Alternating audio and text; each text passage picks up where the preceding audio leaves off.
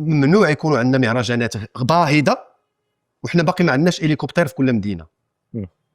كاينه شي اشياء خصها تجي قبل من كذا. بعتي بدات الناس الزوينين متحررين وكذا كيقول لك ولا هو حتى الفن تا هو نعم الفن تا هو جميل. كنت كنديروا فابور في امريكان، كنت كنديروا فابور كنجمعوا مئات ديال الناس. ما كاينش حتى الشرطه ديك الساعه. حنا نقولوا مثلا جوج ديال الشرطه ولا كذا غيديروا مسرح صغير وغدير كلفه صغيره. المغرب ممنوع يكون عندك السياره، ما بغيتش نقول السيارات الفارهه بالنسبه للمسؤولين. ياك انت كتصيب السيارات في المغرب ديال السيارات ديال المغرب، حتى راه ماشي شعبوي، راه كنقولوا كاع الدول الكبيره كديروا.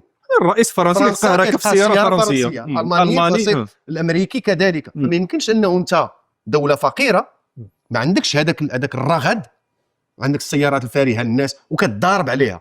في كازا راه خرجت واحد الحزمه ديال السيارات. زعما هادشي ماشي شعب، هادشي راه ضروري خصو يكون. ما يمكنش تكون عندك مهرجانات تنفق عليها الملايير وانت باقي يلاه كتاخذ الكنادير، باقي عندك هليكوبتر خصك تاخذها من عند الجندارم. خصو يكون عند جميع المستشفيات عندها مروحيات ديالها، عندها اماكن. حنا كان عندنا ديك الساعه فاش كان براد بيت باغي يصور بابيل في المغرب، مستشفى ديال منوروش ما عندوش فين يجلس، فين يوقف الهليكوبتر. جا داروا في كلينيك اللي حدا 20 غشت، هو خاص ما بغيتش نقول الاسم ديالو،